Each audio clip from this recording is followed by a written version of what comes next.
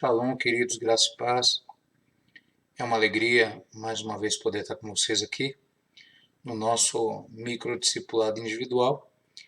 Micro no formato, no tamanho, mas não na importância que isso pode fazer para a tua vida, em nome do Senhor Jesus. Lembrando que esse é um canal que nós temos de proximidade, usando a ferramenta tecnológica que nós temos, para ter um contato de proximidade um pouquinho maior. Queridos, hoje eu quero estar tratando com vocês um assunto muito importante. Mas antes de tratar esse assunto muito importante, eu gostaria de estar fazendo um agradecimento, agradecendo a todos os pastores, discípulos externos, que junto com as suas igrejas abraçaram o projeto do Fruto Fiel e puderam ver o resultado de um trabalho bem feito. Nós cremos que isso é só o começo, que teremos, nós já chegamos ao nível dos ginásios, nós chegaremos ao nível dos estádios, que as nossas gerações encherão estádios, e eu gostaria que você colocasse esse sonho no teu coração, porque esse é um sonho do coração do Senhor nosso Deus. O Eterno, ele diz na sua palavra: pede-me e eu te darei as nações por herança e as extremidades da terra como tua possessão. Isso é promessa. Se é promessa do Senhor para mim, eu quero, creio, recebo, mas também ando na direção da promessa, que eu quero, creio e recebo. Muitas vezes, querido, nós andamos a vida inteira buscando a terra da promessa. Eu gostaria que você entendesse que a terra da promessa é algo alegórico. A terra da tua promessa é algo que muitas vezes nós romantizamos demais.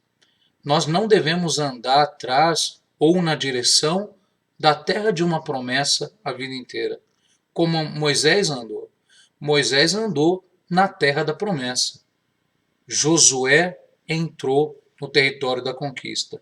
Que todas as terras de promessa na tua vida, no teu ministério, no teu casamento, na tua área financeira, emocional, familiar, todas as áreas de promessa, todas as terras de promessa venham também se tornar, por força da conquista, por força da concretização dessa promessa, um território de conquista na tua vida. É isso que eu quero, creio e recebo para você e para mim, em nome do Senhor Jesus. Somos homens e mulheres de grandes multidões. Então, em nome do Senhor Jesus Cristo, o ginásio nós já alcançamos. E quem esteve nesse Fruto Fiel aqui no ginásio em Cajamar, pôde ver a força da unidade. Meu discipulador diz que quando nós estamos unidos, nós somos mais fortes. E eu creio, isso é um princípio eterno, que separados nós podemos fazer poucas coisas, mas unidos não há limites para aquilo que nós podemos fazer. Podemos ver a força da amizade dos pastores, dos povos ali reunidos, e na amizade a vida e paz, como diz o Salmo 133, quão bom e quão amável é, e quão desejável, quão maravilhoso é que os irmãos vivam em união. É como um óleo precioso que desce sobre a barba de Arão, atinge a gola das vestes sacerdotais, e ali o Senhor ordena bênção e vida e paz para todos sempre. Que isso venha sobre a tua vida quando você aprender também a andar em unidade com os teus conservos, com os teus discípulos e com os teus discipuladores, em nome de Jesus. Amém, querido? Gostaria de, nesse nosso discipulado dessa semana, compartilhar um texto contigo que se encontra no livro de 2 Reis, capítulo 4, versículo 1. Eu vou ler esse texto e você me acompanhe aí em nome do Senhor Jesus. A palavra fala: certa mulher dos discípulos dos profetas clamou a Eliseu dizendo: meu marido, teu servo, morreu, e tu sabes que ele temia ao Senhor. E é chegado o credor, preste atenção, é chegado o credor para levar os meus 2 filhos para lhe serem escravos. Eliseu lhe perguntou: que te hei de fazer? Dize-me o que é que tens em casa. E ela respondeu: tua serva não tem nada em casa, senão uma botija de azeite. Então disse ele: vai, pede emprestadas vasilhas a todos os seus vizinhos, vasilhas vazias e não poucas. Então entra e fecha a porta sobre ti e sobre os teus filhos, e deita o teu azeite em todas aquelas vasilhas. Põe à parte a que estiver cheia. Partiu, pois, dele e fechou a porta sobre si e sobre seus filhos, e estes lhe chegavam as vasilhas e ela as enchia. Cheias as vasilhas, disse ela a um dos filhos: Chega-me aqui mais uma vasilha. Mas ele respondeu: Não há mais vasilha nenhuma. E o azeite parou. Então foi ela e fez saber ao homem de Deus, e ele disse: Vai e vende o azeite e paga a tua dívida. Preste atenção. Vai, vende o azeite e paga a tua dívida. Tu e os teus filhos vivei do resto. Isso é um texto fantástico, querido, que mostra algumas verdades eternas que por muito tempo não foram ditas. O nosso problema, enquanto líderes, enquanto pastores, enquanto cristãos evangélicos, é termos a verdade. Isso foi uma conquista para nós. A maior conquista da Reforma Protestante foi que a Bíblia Sagrada, o texto sagrado, ele sairia da mão dos clérigos da igreja, dos doutores da lei, e passariam para a mão do povo simples, das pessoas comuns. E todo mundo hoje pode ter uma Bíblia em casa. Todos os líderes hoje são pessoas que têm algum conhecimento na palavra, e esse é o grande problema. Ter algum conhecimento na palavra. Não basta termos uma Bíblia e não basta conhecermos parte dela. Nós devemos conhecer. Eu vejo que algumas pessoas conhecem versículos de cor, outras parecem enciclopédias de texto bíblico, de chave bíblica e tudo mais, mas não entendem o espírito por trás da palavra. A mesma Bíblia que mata é a mesma Bíblia que vivifica. A Bíblia fala assim: a letra mata, mas o espírito vivifica. Palavras do Senhor. Então, querido, em nome de Jesus, eu gostaria que você entendesse o espírito por trás de algumas coisas que não foram te ensinadas no seminário, que não foram ensinadas quando você chegou na igreja. A questão das prioridades. Todo líder, todo homem que quer ter sucesso, que quer lograr sucesso na sua vida, independente seja na área ministerial ou na vida secular, tem que entender a questão das prioridades. Ministrei isso no discipulado presencial, mas eu gostaria também de estar, entre outras coisas, ministrei sobre isso, mas eu gostaria de, nesse discipulado virtual, estar falando só da questão das prioridades. Porque um líder que não tem prioridades é um líder que não sabe para onde vai. E um líder que não sabe para onde vai é um líder que não será seguido por ninguém. Ninguém gosta, querido, de andar atrás de alguém que não sabe para onde vai. Não sabe para onde está indo. Muitas vezes o nosso problema como líderes cristãos é jogarmos uma flecha para cima e onde essa flecha cai nós desenhamos um alvo em volta, acreditando que foi a onisciência de Deus que quis que aquilo acontecesse daquela forma. E usamos como desculpa o texto que diz que todas as coisas cooperam para o bem daqueles que amam a Deus e que são chamados segundo seus propósitos. Eu creio nisso. Esse é um texto que também norteia a minha vida. Mas eu não posso fazer da onisciência de Deus do poder de Deus, de que as coisas elas venham cooperar, a cooperação de Deus para o meu sucesso, eu não posso fazer disso uma muleta para viver uma vida omissa de responsabilidade enquanto líder. Nós, enquanto líderes, nós somos aqueles que guiam o povo, nós somos a bomba que joga água para cima. E isso requer de nós um espírito um pouco mais nobre, um senso um pouco mais nobre de responsabilidade, de saber para onde nós estamos levando nosso povo. A questão não é essa. Todo pastor, pelo menos assim eu acredito, aliás, assim eu quero acreditar, porque realmente não acredito nisso, mas deveria ser o norte ideal de todo pastor, querer levar o seu povo, o seu rebanho, as ovelhas que lhe foram confiadas, a um lugar de descanso, a um lugar melhor, a crescerem na vida, a prosperarem, a romperem em todas as áreas e terem uma vida melhor, não só no porvir, mas nessa terra também. Não é isso? Um pastor ele tem que levar as ovelhas a bom pasto, não só aos pastos na outra vida, nas regiões celestiais, no céu, na salvação, mas também nessa vida. A Bíblia diz: se credes e me ouvides, comereis o melhor desta terra. Amém? A Bíblia também diz, Jesus disse: eu vim para que tenhais vida e a tenhais em abundância. E uma vida em abundância, querido, não é uma vida de sofrimentos aqui, para que você receba uma glória lá, é claro. A gente sabe que no mundo nós teremos aflições, isso é a palavra do Senhor, nós sabemos disso. Mas que nós devemos ter bom ânimo. Jesus venceu o mundo. Porém, Jesus ele não tinha uma vida sofrível, ele teve uma vida de ministério, de trabalho duro, mas não foi uma vida sofrível. Eu não vejo Jesus passando privações, eu não vejo Jesus passando por vexames, por não ter recursos para alimentar os seus discípulos. Eu não vejo isso, muito pelo contrário.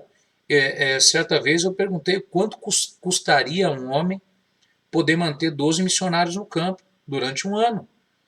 Faça a conta. Isso é muito simples. Jesus não era um miserável, não era um pobre. Ele era um pastor itinerante, um pregador itinerante. O seu rebanho o acompanhava. Ele era um formador de líderes, um formador de opiniões. E também era um missionário, era um profeta. Jesus tinha o seu ministério itinerante. E isso o privava de alguns luxos que a itinerância traz. Mas ele não era um homem miserável, muito pelo contrário. Jesus era um homem muito bem sucedido, que tinha para si e para alimentar mais 12 homens, aos quais, porque nenhum de nós entende o Senhor nosso Deus, o Senhor Jesus Cristo, como alguém irresponsável de tirar um homem do seu trabalho, do seu ganha-pão, como ele disse a Pedro: vem após mim e eu te farei pescador de homens. Então, é como se ele dissesse: larga esses peixes para ir e vem após mim e eu te farei um pescador de homens. Eu farei de você algo mais sublime e te darei uma outra profissão. Uma outra profissão pressupõe um outro ganho. Não é isso que a Bíblia diz? Jesus ele mesmo diz: não há homem que tenha deixado pai, mãe, campo e tudo isso, que não venha receber ainda nessa vida uma recompensa por isso. Então eu creio nisso. Jesus era um homem bem-sucedido. E por que Jesus era um homem bem-sucedido? Todo líder bem-sucedido tem que saber de onde veio, para onde vai e como vai. Eu sei que você sabe de onde você saiu e faço votos de que nenhum de nós nos esqueçamos disso, porque se somos o que somos, é porque Deus é quem Ele é. Se nós estamos como estamos, é porque Deus nos tirou do império das trevas e nos trouxe ao reino maravilhoso do seu Filho, o Filho do seu amor, o reino de Deus. É isso que eu creio, é isso que você crê, é isso que diz as Escrituras. Então, querido, em nome de Jesus, não podemos nos esquecer de onde nós viemos. Segunda coisa que eu tenho certeza que o senhor pastor e a senhora pastora também tem uma convicção muito plena, e se não tem, busque, é a convicção de para onde nós iremos e para onde nós levaremos o nosso rebanho, que são para as moradas celestiais. Nós queremos habitar nos céus do Senhor. Nós queremos habitar com o Senhor nosso Deus na glória. E é para esse lugar que nós estamos levando e guiando o nosso povo. O problema não é de onde viemos e para onde vamos, o problema é como vamos. Eu vejo pessoas vivendo o ministério como se o ministério fosse um grande peso e vivendo uma vida cristã, uma vida de liderança, uma vida eclesiástica, com um peso quase sobre-humano. E não foi isso que o Senhor propôs. Jesus ele disse: vinde após mim e vós encontrareis descanso para as vossas almas. E aprendei de mim, porque eu sou manso e humilde de coração. Tomai sobre vós o meu fardo, o meu jugo é suave, meu fardo é leve. A Bíblia diz: lançai sobre ele toda a vossa ansiedade, porque ele tem cuidado de vós. Querido, eu não entendo o ministério como um peso. O ministério é o grande presente que o Senhor teu Deus te deu. Eu já disse isso e vou dizer de novo: Deus poderia ter escolhido muitas outras pessoas para colocar aí onde a senhora está. Mas Deus escolheu, na sua infinita sabedoria, na sua onisciência, colocar o senhor ou a senhora aí. Então não há pastor melhor para a sua comunidade do que o senhor e a senhora. Nunca se esqueça disso. A questão de como vivemos o ministério, não de onde saímos nem para onde vamos, mas como vamos, também passa, entre outras muitas coisas, pela questão das prioridades. Querido, o sucesso de qualquer líder, como eu disse no começo, no meio cristão, no meio secular, no meio eclesiástico, no meio secular, é determinado pela questão das prioridades que nós colocamos e como nós trabalhamos essas prioridades dentro da nossa vida. Por exemplo, se eu quero ter resultados que eu nunca tive, eu preciso fazer o que eu nunca fiz. Muitos de nós, queridos, estamos batendo, malhando em ferro frio com métodos e coisas que já não funcionam. Nós devemos buscar estratégias do Senhor, novas ferramentas para alcançar o êxito, lograr o êxito que você quer como líder. Não há líder que não queira sucesso. Porque um líder que não deseja um sucesso é uma pessoa doente. E nós não somos doentes, nós somos sarados, porque o médico das nossas almas nos sarou. Jesus nos sarou, curou a nossa motivação, curou a nossa vida, curou as nossas emoções. Então, quem tem uma emoção curada é uma pessoa que deseja sucesso, que deseja alcançar novos níveis. A questão é, não podemos alcançar novos níveis se nós não estamos dispostos a abrir mão daquilo que não dá mais resultado. Amém? O que eu quero dizer com isso, querido?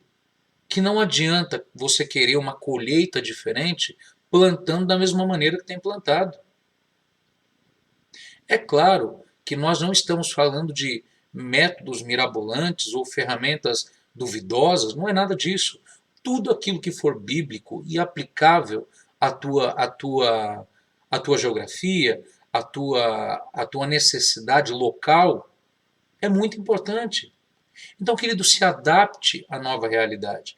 Eu vejo algumas igrejas aqui em Aldo Cobertura que ainda usam velhos métodos de culto, velhos formatos de culto, aquela coisa de oportunidade para tanta gente, é gente em pecado, é gente que sobe lá e não sabe o que está falando e toma tempo e as pessoas estão cansadas e o teu culto não é um culto efetivo, muda o teu modo de culto. Isso tudo que eu estou falando, querido, é muito importante. É claro que o senhor é livre para fazer aquilo que o senhor quiser fazer. Porém, a tua colheita ela é determinada pelo tipo de não só o tipo de semente que você joga, mas de como você joga, de como ara o campo, de como trabalha a terra, da quantidade de adubo que você coloca, da quantidade de água com que você rega a terra da tua plantação. Então, tudo isso determina o teu sucesso. E priorizar o que é prioritário, que é o que eu quero enfatizar nesse vídeo, é muito importante. Priorizar o que é prioritário. E nós, como líderes, devemos ter um quadro mental muito sóbrio da questão das prioridades. Porque há muito tempo nós invertemos isso, e por invertermos isso, nós passamos alguns apuros na vida. Nós entramos em tragédias auto-infligidas. Coisas que nós cavamos, covas que nós cavamos, e colocamos nosso ministério, família, dinheiro nessas coisas, e é muito importante nós não armarmos armadilhas para que nós mesmos não venhamos cair nessas armadilhas em nome de Jesus. Esse texto de 2 Reis, que eu li para vocês, fala da questão da prioridade. Quando nós nos convertemos, nós muitas vezes aprendemos errado. Nós aprendemos que Deus é acima de todas as coisas, depois vem o ministério, depois vem a nossa família, depois vem a nossa própria vida e depois vem as outras coisas, trabalho e tudo mais. E não é essa a ordem, querido. Você me desculpa se eu estou ofendendo a tua teologia, mas eu estou querendo te deixar claro algo que é muito importante. A Bíblia diz que Deus ele tem que estar acima de qualquer coisa na sua vida. Isso é ponto passivo. Não há discussão a respeito disso. Porém, a partir daí a confusão ela começa a se instaurar. A confusão começa a ser feita e não deve. Esse texto aqui, a palavra diz que o profeta ele teve um encontro com uma viúva e essa viúva se identifica como a viúva de um dos discípulos dos profetas. Alguém que estava estudando para ser um profeta. Alguém que estava se preparando para dedicar toda a sua vida ao ofício profético. Alguém que seria um profeta por profissão, não só por vocação, mas por profissão. Moral da história, esse homem morre, essa mulher ela se vê sozinha, viúva, com 2 filhos e credores que vêm buscar os filhos como pagamento de dívida. De quem era essa dívida? Não importa se era dela ou se era do marido, se foi feita antes da morte do marido ou depois da morte do marido, isso não vem à baila. Eu quero te deixar algo muito claro, que como um homem de Deus, ele morre sem deixar algo construído para sua família. Como um homem de Deus, morre sem deixar um legado de bênção para sua família. Se aquele profeta não tivesse tido aquele encontro, é claro que nós queremos a providência de Deus, mas se aquele profeta não tivesse tido aquele encontro providencial com aquela viúva, aquelas crianças tinham sido vendidas como escravas. Eu quero te fazer uma pergunta: se aquelas crianças fossem vendidas como escravas, é claro que a gente está conjecturando, nenhum deles gostaria de ser profeta. Entende? Muitas vezes nós mandamos mensagens para dentro da nossa casa e para a mente dos nossos filhos, que são mensagens de que o ministério é sofrível, de que o ministério é ruim. Isso é muito complicado, porque muitas vezes nós largamos a nossa família, que deveria ser a nossa segunda e mais importante prioridade, Deus sobre todas as coisas, e a nossa família logo após isso. Quando eu digo nossa família, eu também estou incluindo a você e a mim. Porque nós só podemos amar o próximo como a nós mesmos se nós amamos a nós mesmos. Então, Deus sobre todas as coisas, você e a tua família nesse nível. Querido, cuide dos teus filhos. Minha irmã, cuide do teu marido. O teu marido é o teu primeiro ministério. Pastor, marido, cuide da sua mulher. A sua mulher é o seu primeiro ministério. Casal, os teus filhos são a sua primeira igreja, são a sua primeira célula, são o seu primeiro ministério. Não há ministério bem-sucedido diante dos olhos do Senhor que a casa é uma casa desarrumada. Quando o rei Ezequias ele está prestes a morrer, o profeta diz a ele: arruma a tua casa. Era um reino bem-sucedido, era um rei que tinha feito grandes coisas, era um rei que tinha andado conforme a vontade do Senhor, mas a sua casa estava desarrumada. Não adianta nós fazermos grandes coisas e saímos em cruzada evangelística, vai na vigília, volta da vigília, faz isso, faz aquilo outro, faz célula, faz casa de paz, faz encontro, reencontro, resgatão, rebanhão, e faz um monte de coisão e deixa a nossa casa para trás. Quando eu digo casa, eu não estou dizendo parede, eu não estou dizendo nada disso. Eu estou dizendo a qualidade de vida que nós proporcionamos à nossa primeira igreja. A tua casa, querido, é a tua primeira igreja. Amém? Deixa um legado positivo aos olhos do seu filho, dos seus filhos. Deixa um legado de que o ministério é algo espetacular, sobrenatural, é uma providência de Deus, é um presente para a tua família. É claro que nós sabemos que o ministério é difícil, tratar de vidas é complicado, mas, querido, é gratificante. Deus nunca nos ficou devendo nada. E eu não sei se você trabalha fora, se você está em tempo integral no ministério, mas o desejo de Deus e o meu desejo é que você fique integral no ministério, em nome de Jesus. É claro que você pode ter outros tipos de ganho, mas você não pode limitar a tua prosperidade. Mas se você puder ficar só no ministério, viva do altar, e o altar nunca vai ficar lhe devendo nada, em nome de Jesus, desde que você entenda a sua prioridade. Uma questão muito importante na visão, que trouxe cura muito grande sobre o meu casamento e sobre a minha família, é a questão do Shabat. O que é o Shabat? É o dia do descanso. Você não importa se vai ser sábado, segunda, terça, quarta, quinta, sexta, não importa. Importa é que você tenha um dia para descansar com a tua família. Uma vez por semana, querido. O meu Shabat na segunda-feira. Eu não faço nada em relação ao ministério. Eu vou sair com a minha família, eu vou passear com o meu filho, eu vou mostrar para o meu filho que ele para mim é a minha prioridade. Eu vou mostrar para minha esposa que para mim ela é a minha prioridade. Está entendendo? E com isso eu construo uma base sólida, porque, querido, quando você morrer, porque você vai morrer, calma, você vai morrer. Tomara que não hoje, não amanhã, não depois, tomara que demore, você vive uma vida muito longa, mas você vai morrer. Quem é que vai cuidar da tua igreja? A quem você vai deixar? A quem você vai deixar a cargo das ovelhas que o Senhor te confiou? Que Deus te honre e que os teus filhos assumam o pastoreio no teu lugar. O meu desejo é ver o meu filho assumindo a nossa igreja. Porque quando nós pensamos em ministério, nós não pensamos em algo para durar 10, 15, 20 anos. Nós queremos uma igreja que dure séculos. E quem é que vai pastorear essa igreja? Os nossos filhos e os filhos dos nossos filhos e os filhos dos nossos filhos e por aí vai. Mas para isso é importante que você coloque uma base sólida, de um legado positivo, de uma mentalidade de que o pastoreio, o chamado ministerial, é algo de graça, tá? É algo que manifesta a glória, a graça e a misericórdia e o cuidado do Senhor sobre a tua família. Cuide do seu cônjuge, dê atenção a ele.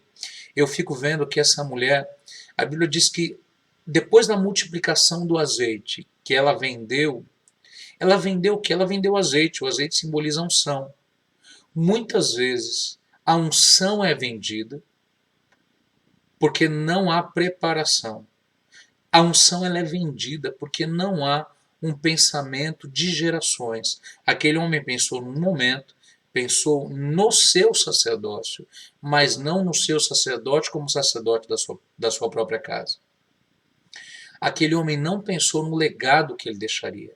Deixe um legado positivo para que a tua família não tenha que vender a unção a qualquer preço. Em nome de Jesus, e viver da pouca unção que vai sobrar. Deus em primeiro lugar, você e sua família em segundo lugar. Depois disso, querido, vem a igreja. Porque se a tua casa não for bem pastoreada, tampouco será a tua igreja. A Bíblia diz que aqueles que não cuidam dos seus, da sua própria casa, são piores do que os infiéis, do que os incrédulos, e já renegou a fé. Isso é palavra. Amém? Então que você entenda a questão das prioridades. Depois vem ministério, depois vem qualquer outra coisa que você possa colocar. Mas Deus em primeiro lugar, você e a tua família em segundo lugar. Por que eu digo que você também tem que estar nesse nível? Porque, querido, é bíblico, ferirei o pastor e as ovelhas se dispersarão. Então, para que não haja uma dispersão de ovelhas, você e eu temos que nos cuidar também, cuidar da nossa saúde, cuidar da nossa alimentação, cuidar do nosso peso. Eu tenho tentado cuidar do meu peso, não digo isso por hipocrisia, mas também tenho tentado cuidar do meu peso. Então, nós temos que nos cuidar para que as nossas ovelhas não se dispersem, em nome de Jesus. Deus te abençoe, coloque prioridades no seu ministério, gerencie bem a tua vida, gerencie bem o teu ministério, para que todas as coisas te vão bem, em nome de Jesus. Beijo no teu coração, shalom, shalom.